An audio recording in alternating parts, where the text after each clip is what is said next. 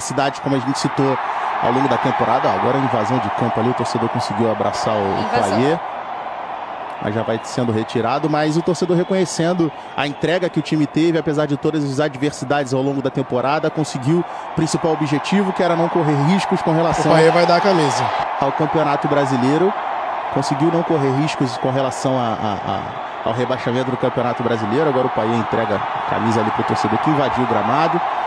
Mas... não me parece uma atitude legal, né? Porque meio que premia, né? É isso. Que invade não tenha... Acho sim que o trabalho da diretoria no trabalho da comissão técnica foi muito prejudicial, e isso acabava passando para os jogadores, passando para o campo também, mas a comissão técnica deixou muito a desejar nesse trabalho do primeiro semestre, goleada contra o Criciúma, e aí acabou que aconteceu toda aquela confusão. Inicialmente eles pediram para sair, depois os próprios jogadores pediram para eles ficarem, aí eles voltaram atrás, e nesse tempo de 13 minutos, o Lúcio Barbosa e sua diretoria completamente incompetente postou um tweet, na verdade, demitindo o técnico Ramon Dias e também o técnico Emiliano Dias, num espaço de 10, 13 minutos, sem nenhum tipo de gestão. Não tinha diretor de futebol na época também.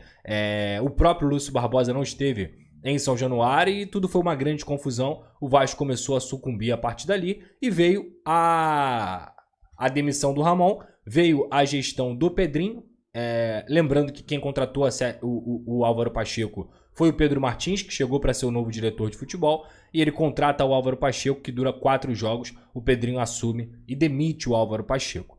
O Vasco ia sucumbir por conta da falência da 777, não teria nenhum tipo de investimento, e o movimento do Pedrinho, a cada dia que passa, se mostra mais certeiro nesse sentido. O Pedrinho conseguiu salvar a temporada do Vasco da Gama, ele demite o Álvaro Pacheco, principalmente depois das péssimas partidas que ele fez, 4 jogos e nada foi visto, muito pelo contrário. O Vasco acaba goleado da pior forma possível para o Flamengo no Maracanã. Vem o Rafael Paiva e aí sim o vascaíno começa a respirar novamente. Por quê? Porque o Rafael Paiva soube utilizar os jogadores nas posições que eles deveriam ser utilizados. Por exemplo, o Adson era muito mal utilizado pelo Ramon Dias. Ele era colocado como meia, às vezes como ponta esquerda e não na ponta direita, que sempre foi um lugar que o Adson rendeu muito bem.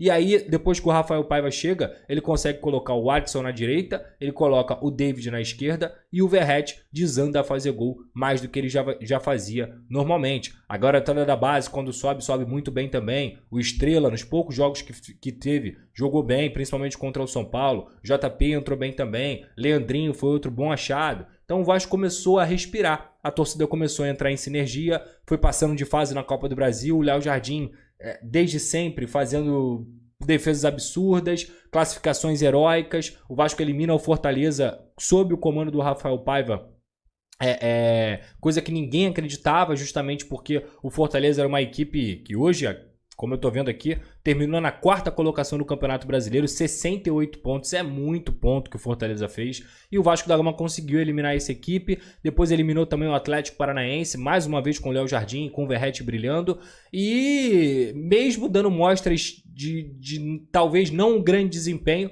o Vasco continuava vencendo, o Vasco continuava tendo pontos importantes também. Um jogo muito emblemático foi aquele contra o Internacional, quebrando o tabu do Beira-Rio, e o Rafael Paiva tem muito mérito nesse jogo também. O Vasco conseguiu viradas, melhorou bastante, assim, sob o comando do Rafael Paiva no primeiro, no segundo mês. Só que foi só isso. Foram os meses que o Vasco jogou futebol, que conseguiu se classificar, e que em algum momento o rendimento já começou a cair. A boa fase na Copa do Brasil, os bons momentos que o torcedor vascaíno viveu na Copa do Brasil, mascaravam muitas vezes o desempenho do Vasco em campo. E isso começou para mim a ligar um sinal de alerta muito grande, justamente no jogo contra o Juventude. No meio ali das semifinais da Copa do Brasil, teve Juventude e teve São Paulo. Nesses 2 jogos, aquilo ali me acendeu um sinal de alerta muito grande, onde o Vasco não apresentava mais absolutamente nada. Veio a lesão do Adson, veio a lesão do David e aí a insistência no sistema 4-3-3. O Vasco é eliminado da Copa do Brasil pro Atlético Mineiro, no chute do Hulk, mas para mim, numa incompetência muito grande do próprio Rafael Paiva naquele segundo tempo da Copa do Brasil, onde ele toma decisões completamente incoerentes. Ele coloca o Ryan na esquerda, uma posição que ele nunca rendeu na vida dele, coloca o Rossi no jogo depois de 3 meses sem jogar, ele começa a cogitar a dar oportunidades também para o Galdames. O Payet entra aos 88 minutos naquele jogo. O Vasco faz 1-0 no gol de pênalti achado no primeiro tempo. E depois no segundo tempo senta nessa vantagem, que nem era vantagem, porque no agregado estava 2-2, Atlético Mineiro e Vasco da Gama. E o Hulk acaba achando uma bola ali.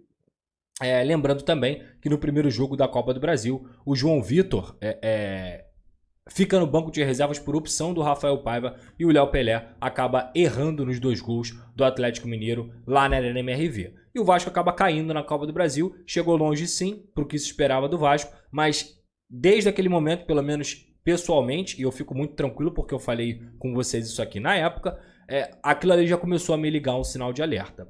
Depois daquele jogo, o Vasco virou um saco de pancadas. E um saco de pancadas onde o Vasco da Gama não conseguia desempenhar nenhum tipo de futebol. O Rafael Paiva, que estava no seu primeiro trabalho profissional, é completamente normal ele ter limitações, mas ele começa também a se enfiar nesse buraco tático, a se enfiar num claro cenário de que variação tática ele não conseguia ter. Ele só sabia jogar no 4-3-3, ele só sabia utilizar os pontas e o Vasco já não tinha mais pontas. Então o Vasco virou saco de pancadas contra o Botafogo, virou saco de pancadas contra o Fortaleza, contra o próprio São Paulo, tomou de 3-0 também, e já não se via mais nenhum tipo de futebol no Vasco da Gama, que tinha até chegado até os 43 pontos, conseguiu 2 vitórias ali importantes contra o Cuiabá de 1-0 e também contra o Bahia de 3-2, e essas vitórias foram as vitórias que garantiram um final de ano mais tranquilo para o Cruz Maltino. Mas o trabalho do Rafael Paiva realmente sucumbiu, foi bem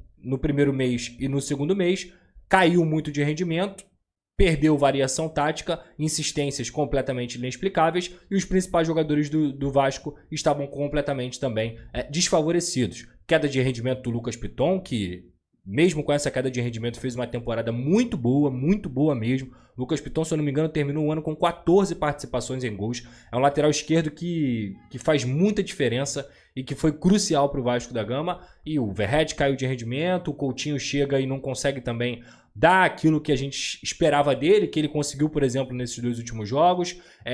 O Payet continua vivendo de lampejos, chega o Felipe, assume enquanto Atlético Goianiense, vai muito mal, muda o esquema e o Vasco volta a vencer e termina o campeonato com 50 pontos. Se sonhou em algum momento com pré-Libertadores, mas talvez o grande mérito do trabalho do Paiva é que o Vasco sequer chegou perto da zona do rebaixamento. Eu acho que até flertou ali, mas não ficou em uma situação desesperadora. Acho que o torcedor do Vasco, de forma alguma, pelo menos os mais lúcidos, não conseguiu enxergar, vai cair ou não vai. Teve até alguns momentos que tu falava assim, cara, tem que ganhar hoje. Tem que ganhar hoje. Ou, tem que abrir o olho, entendeu? Mas no final das contas, eu acho que a temporada do Vasco foi muito mais olhando pra cima do que se preocupando com a zona do rebaixamento. E é isso, cara. Entendo como, dentro desse imbróglio todo, o Pedrinho cometeu erros, principalmente sua diretoria, Marcelo Santana, o Felipe, que hoje é o treinador, mas que foi o diretor técnico que participou também da janela. É um absurdo o Vasco não ter contratado o zagueiro na janela de transferências. É um absurdo o Vasco não ter contratado um volante. O Vasco não ter se reforçado melhor nas pontas. Foi uma janela de saídas muito boa, que ele consegue enxugar as folhas salariais com saídas de Praxedes, Zé Gabriel, jogadores que já não tinham mais nenhuma condição de vestir a camisa do Vasco da Gama, mas que deixou a desejar no quesito chegadas, né? Chegadas, para ser mais claro. E aí depois o Vasco da Gama bateu no teto do seu próprio elenco, bateu no teto também do seu próprio treinador. Esse elenco tá longe de ser um elenco com um perfil de competição, digamos assim, físico, como eu falei aqui, mas é um elenco que pelo menos conseguiu fazer 50 pontos e que tem muita coisa para mudar em 2025, principalmente o perfil de contratação. Eu acho que se a gente for olhar aqui, eu vou abrir aqui o elenco do Vasco da Gama no site, Eu vou dar minha opinião sobre os atletas para vocês entenderem sobre o que eu estou falando. Vamos lá. Mas antes, se liga nesse recado da Simples Reserva. Vamos fazer aqui o balanço, tá? Balanço da temporada. Para vocês verem aqui no elenco do Vasco da Gama. Recado da Simples.